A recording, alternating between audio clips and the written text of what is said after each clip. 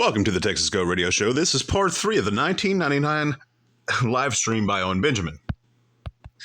Because wealth itself isn't bad. It's like, I compare it a lot to health. So it's like wealth, when you have the right goals and focus and values, and you see money as energy for to help people, to provide a service, to have a great life experience, to, the good, the true, the beautiful. It's amazing. And it can fractally go forever. Okay, so the good, the true, the beautiful, that is code speak for give Owen money and expect nothing or the bare minimum. Pay him money, buy him land, and he'll allow you to purchase the opportunity to experience the good, the true, the beautiful, because Owen presents himself as the way, the truth, and the life.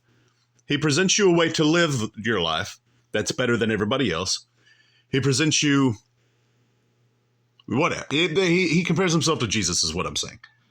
You could be a trillionaire and a great person, but a lot of people don't have that. And the more money you get, the more you have to dial in those qualities, or else I came up with a concept for it this morning called financial obesity. Like, what is obesity? Obesity is having so much energy around your body that it's deterring your body from moving, and it causes depression, and you don't want to move. Like when you're obese, you're surrounded by calories that can't burn properly, and you just get sad. And that happens all the time. I would enjoy being a very moral billionaire. Yeah, me too, Iron Man Bear, me too. And I know some. I do. Owen couldn't be a very moral thousandaire. Whenever that money started coming in, after he promised all those people all the benefits for giving him money so that he could buy that compound, buy Beartaria, you saw what he is. He took the money and ran. That's what he did. He does not have it in him to be a very moral billionaire, let alone a decent thousandaire. Like, I know some personally that are phenomenal human beings because they don't even think about it for the money. They're thinking about their goal. They're thinking about what they love. If your goal is money, you can always make more. And that's why a lot of these guys end up so sad. Because let's say you sell your company for $1 billion, you could have made $1.1 billion, 1.3. What if your goal is to provide some kind of service or product to the people you care about, and the money is a byproduct? Those are the guys that are happy with $1 billion. There doesn't seem to be much difference between a sandwich making waiter BB and a comedian actor BB. Still need to make the Owen sandwich. Yeah, exactly. And so I wanted. Okay, so that was a throwback to whenever Owen claims to have been one of the best sandwich makers, and the customers. This is literally what he said. The customers would come in, and he would tell them what they were going to get because he knows people so well. Very bizarre. The whole story of what he told was just so stupid. It was listening to a child just their fantastical tales of what they did outside playing with making mud pies. So whenever he said there's no difference between the sandwich making BB, which is Big Bear, that's what the cult members call Owen because he is their cult leader. It shows dominance because he's big. That's his bear name is Big, and then everybody else is small. He's rich, they're poor. There's no difference between the sandwich making Owen and the comedian Owen, which the comedian Owen is no longer with us. This is just the internet begging, grifting, dangerous, predatorial Owen Benjamin is what you have before you. Talk about the exploitation of the rich a little bit today because, give politics a break and all that stuff. And I also want to do a stream about... That's so ironic. Give politics a break so you're going to defend the wealthy. What is politics? That's one of the things that he was talking about yesterday on the last stream. He was about to say politicians need donors, and then he left that alone because he himself needs donors. But it's politics and the wealthy are pretty intertwined. So for him to say we're giving politics a rest and then therefore going to defend the wealthy is quite ironic, in my opinion. The denazification of Germany, because I know I was really hard on the Nazis, and deservedly so. I mean, the meth, the entitlement, the not understanding how Jewy they act, the lies, okay? But now that that's all calmed down, I want to show you what books they actually banned. And then how many more books were banned after World War II?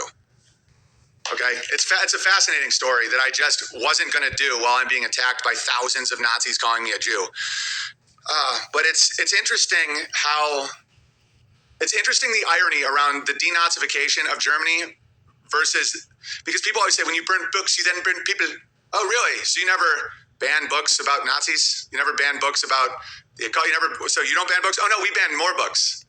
It's just not their books. And you know what their books were, of course, is a lot of it had to do with transgenderism, and it was really disgusting.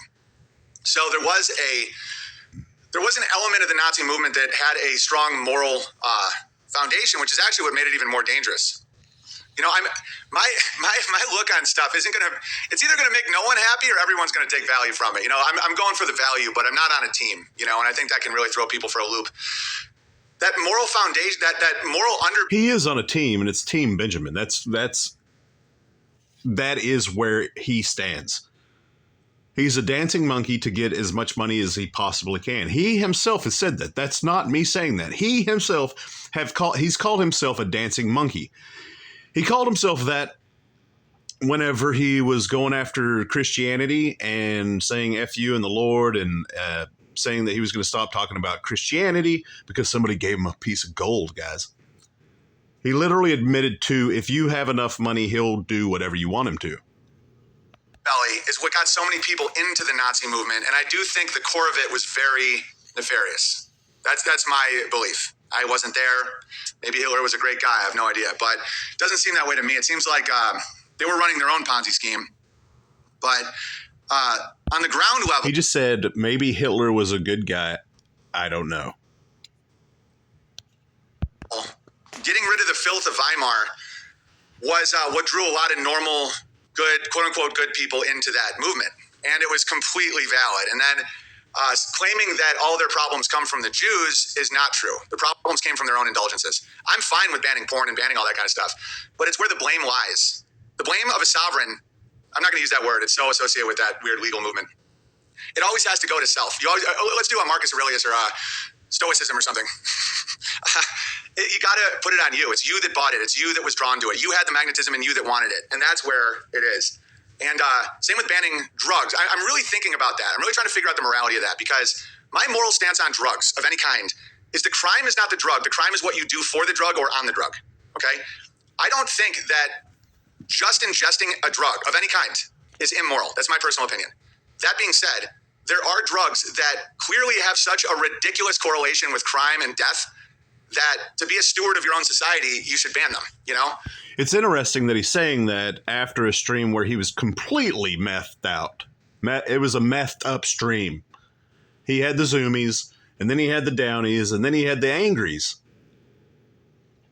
It was really a roller coaster, that 2.5 hour stream. If he would have quit around 2 hours, he wouldn't have lashed out at his cult members saying, y'all don't even subscribe. And so, but I still don't have a clear-cut moral framework for it, honestly, because I think about this stuff. Like, okay, so ban weed but not corn syrup. Ban, caffeine but not growing coca leaves. You know, it's like, how does that make sense? A lot of this are just subjective calls. Like someone just makes a call and everyone goes with it. So a bottle of 151 this big that you can buy in any store can kill any size man when ingested. But you can't have psilocybin mushrooms. I think psilocybin mushrooms in small amounts is way less dangerous than alcohol. But, you eat a bunch of mushrooms, it messes you up. You try and drive a car. You know what I'm saying? It's weird. You take a star of death from old Uncle Joey, and then 7 years later, you're this guy. The shame that occurs after intoxication is the greatest threat.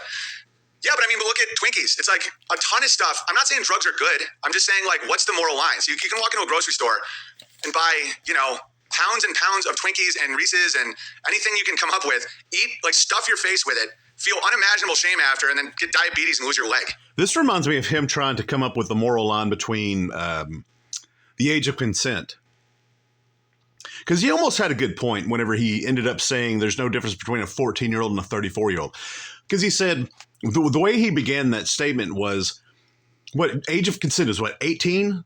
There's no magical thing that happens for a female whenever she has her 18th birthday, whenever she turns from 17 to 18. It's like, yeah, that's a good point. And then he said there's no difference between a 14-year-old and a 34-year-old. And that's whenever you're like, what the? Yeah, that's not how that works.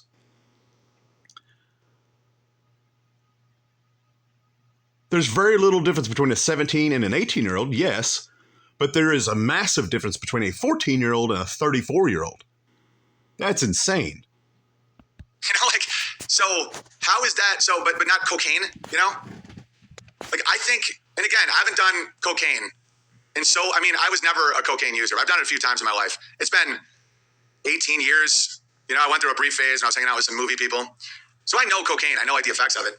And I'm not like encouraging cocaine, but it's way, in my opinion, it's way less dangerous than binge eating Mars bars.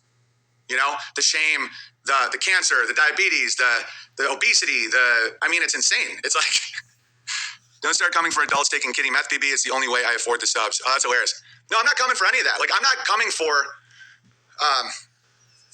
me, the moral thing is, it's not the drug, it's the crime you do on the drug, or it's the crime you do to get the drug. You know, a lot of drug addicts will rob people to get drugs. The crime is the robbery. I'll remind you, this whole thing started with him talking about the wealth, or the wealthy, defending the wealthy, the exploitation of the wealthy. And so now he's saying that drugs are okay. So is this connected, or is this just a tangent that he went on because somebody made a valid point as to the poor are more exploited than the wealthy? Drugs is not the crime. But it's like, how many people have to die or get robbed before you're like, this drug is causing a problem in society? You understand what I'm saying? But where does that stop? Do you ban, high fructose? Anyway, this is a side topic. This is the Texas Go Radio Show. As always, till next time.